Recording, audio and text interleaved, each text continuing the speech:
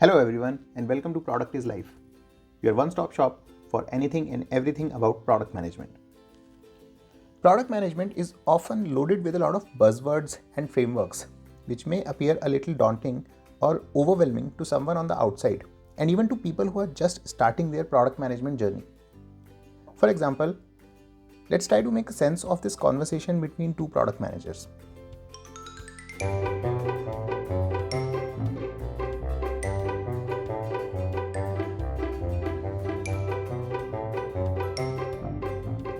Now, if there is even a single term which you are not able to fully comprehend, then this is just the right video for you. For this is going to be your product management 101, where we'll talk about some key concepts and terminologies used in product management, and through a combination of them, we'll try to give you an outline of how products are actually built, or you can say the software product development lifecycle. So first of all, let's start with what exactly is a product in product management. A product is basically any application or service that provides some value to the user. So all the apps in your phone are products. Amazon, Netflix, Uber, etc. all are products. And not just the entire application. Any small or big feature within the application is also a product. For example, your product listing page in Amazon is a product. Your experience of browsing through the movie catalog in Netflix is a product. And even when you search something on Google, the search itself is a product. And to put it very simply, the person who manages a product is a product manager, and this whole process is called product management. But what exactly does the term manage mean? It's a pretty vague term, right? So let's break it down further by understanding the key concepts and terminologies used in product management. And as I said, through a combination of this, we'll understand a basic outline of how a product is actually built. It all starts with a backlog, which is basically just an exhaustive laundry list of product ideas that you have. Now, these could be your own ideas, any user feedback you received, or some requirements or asks from internal teams like sales, marketing, finance, etc. Or maybe just something you want to copy from a competitor's platform. No shame in copying good ideas, right? Please note that not everything here is gonna get built. As I said, it's just a laundry list of features. Now, from the backlog, you create a roadmap. A roadmap is basically a list of those items from the backlog which you have decided to work on in the short term. For example, the next 3 months or 6 months, etc. So in simple terms, a roadmap is just a plan of action. You may have 50 items in your backlog, but you can decide that only 10 out of these 50 are going to be part of this quarter's roadmap. But how to decide which backlog items will get picked up in the roadmap? There are a bunch of factors to help you with that decision. Problem statement validation. Is the problem actually worth solving? TAM, or total addressable market, which is how many users will this product impact?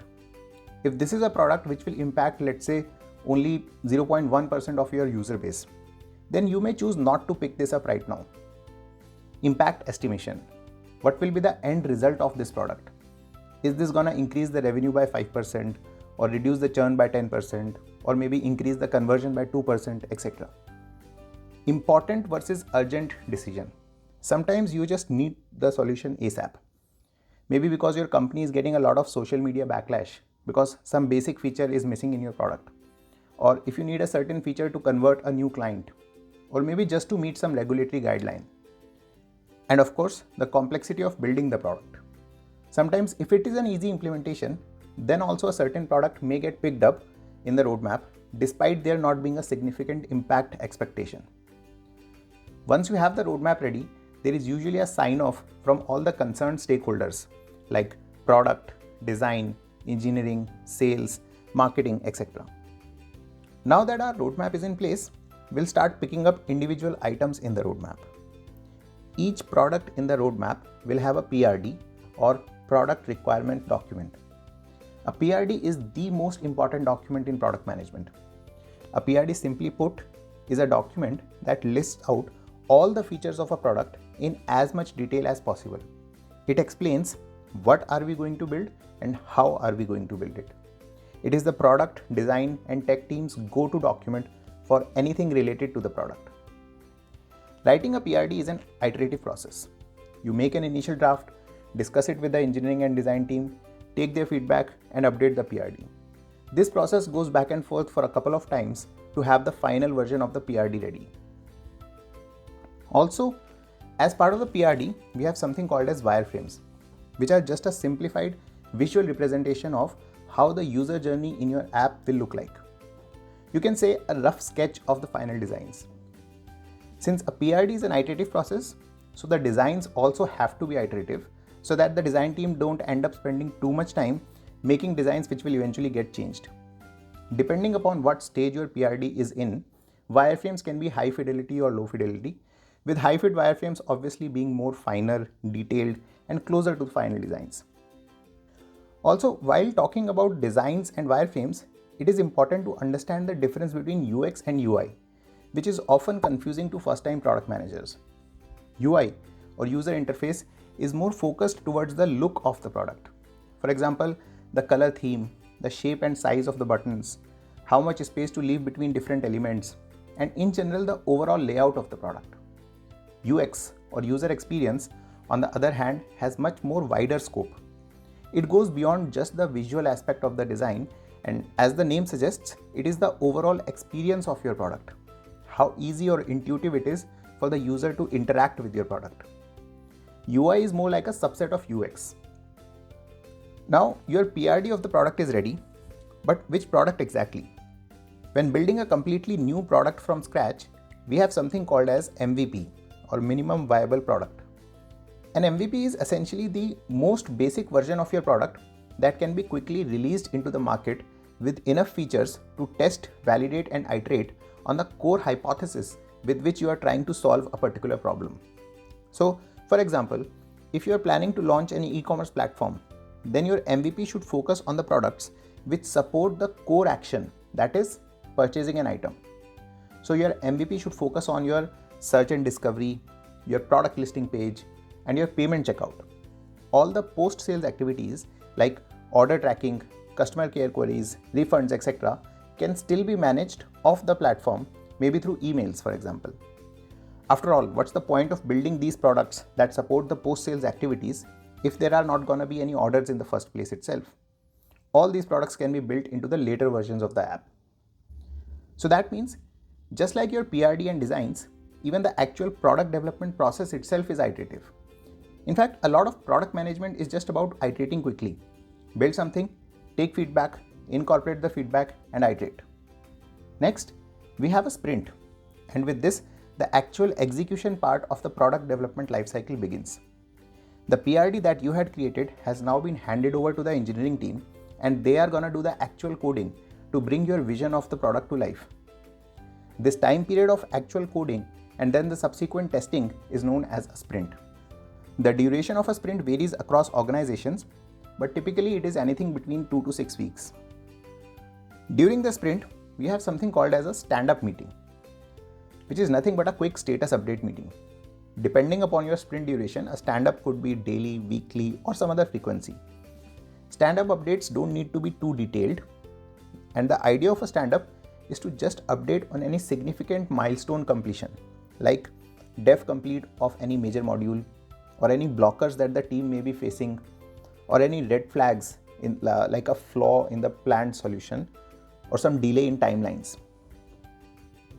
Another interesting term to note here is technical debt. Think of it as purely engineering team backlog of tasks.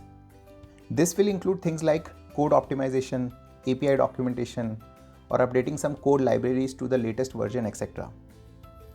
Now, as a product manager, you don't need to go into too much details of tech debt, but just understand and just accept that this thing will eat up your sprint bandwidth, as the engineering team usually try to pick few tasks from tech debt in every sprint. However, don't argue or ask too many unnecessary questions around it. Quite often, these things are too technical and product managers may not be able to fully understand the benefits of it. Just trust your engineering leaders and be aware of its existence. Another important technical term product managers need to be aware of is API or Application Programming Interface. In simple terms, an API is like a communication layer which allows different services to talk to each other. An API takes a request from one service, tells another service what to do, and then brings back the response to the original service. The API concept is very important for a product manager to understand, as almost every product that you will work on will rely on a bunch of APIs. For example, let's just take a very simple task of updating your email ID in an app's profile. The moment you tap the View Profile button, an API will basically first fetch the current profile details from the backend so that the front-end application can show it on the screen. The front-end app will then take the new email ID input from the user and share the same with another API, which will pass on the details to the backend database so that the same can be updated there. And then the response of this API will confirm back to the front end that the backend system has been successfully updated. And thus, the front-end app will show the corresponding message of profile successfully updated to the user. Moving on, once the coding is complete by the engineering team, it needs to be tested out, whether the code is working as per the expectations set forth in the PRD. Here we'll have a bunch of different testing related terms that a product manager should be aware of, like QA. The testing process itself is called QA or quality assurance. Alpha testing, user acceptance testing or UAT, beta testing. All of them are of course testing exercises as the name suggests, but the difference comes from who is testing and at what stage of product development. First is alpha testing, and it is done by the internal testing team. As a product manager, you don't have much role to play in the alpha testing stage. Next comes the UAT, which is done by whoever raised the feature request. That is usually the product manager and maybe some other internal stakeholders like sales or finance, etc.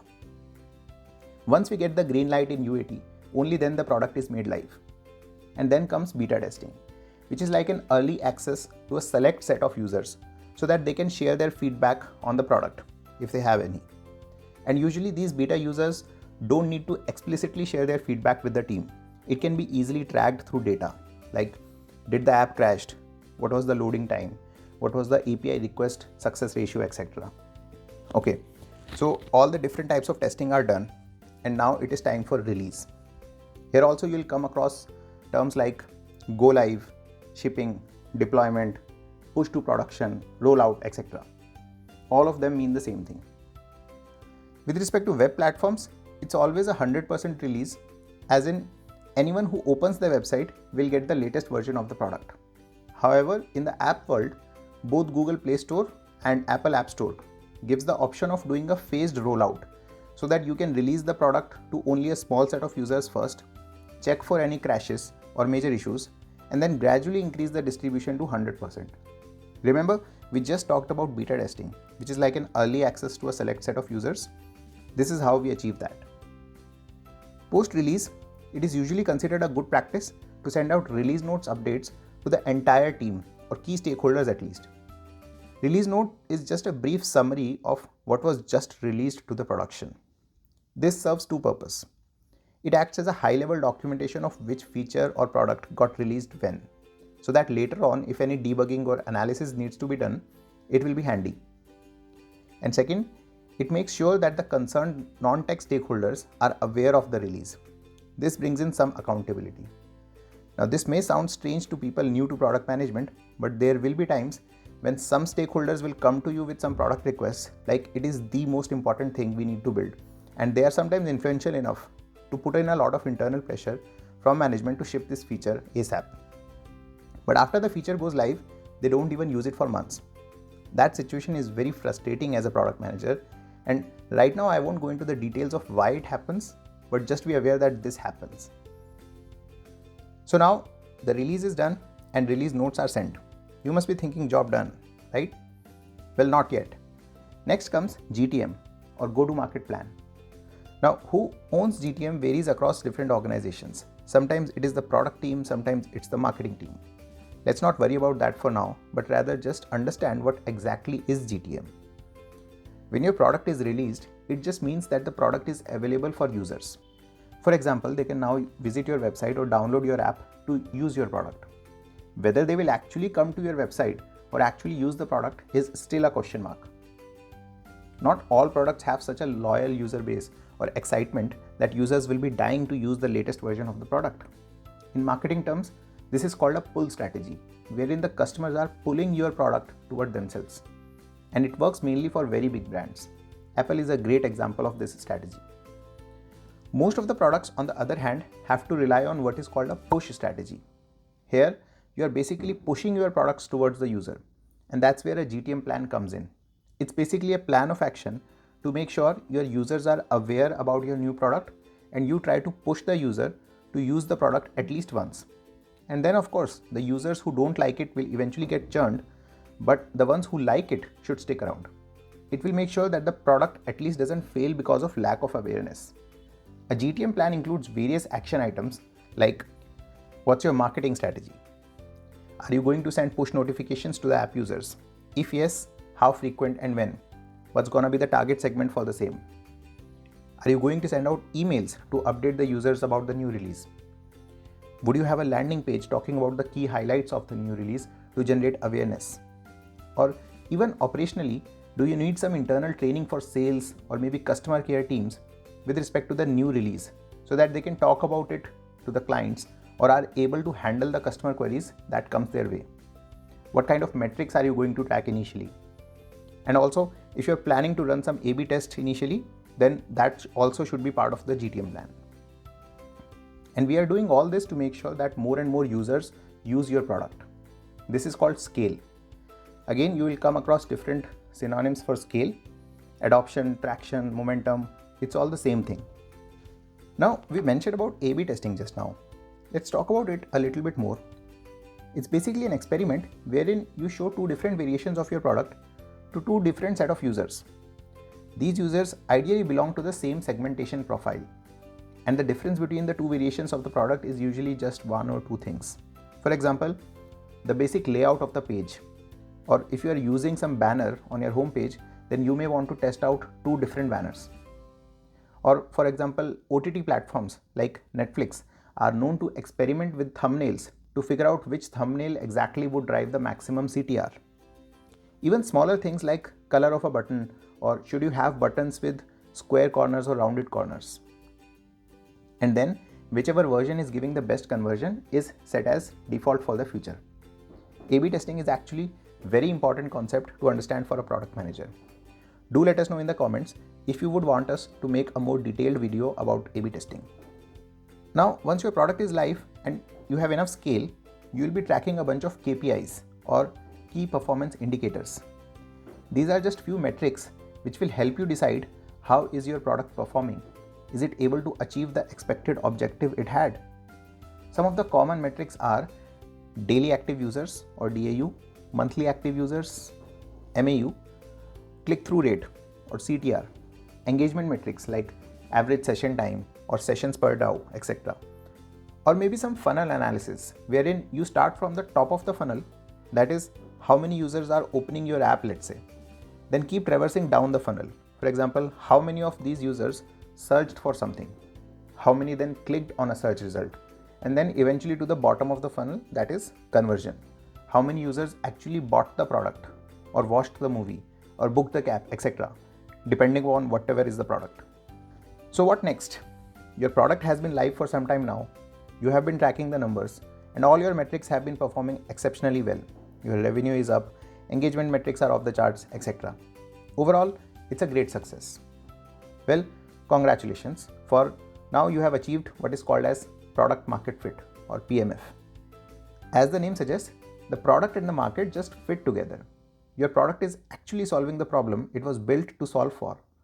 However, there won't be a single metric that you can track or a specific milestone that you can reach, which will tell you if you have reached PMF or not. Rather, it's a journey where over a period of time, you see consistent good performance and growth, which eventually confirms that you have achieved PMF. But what if the product didn't perform as expected and you still think it could have done better? Well then, as I said earlier, product management is all about iteration.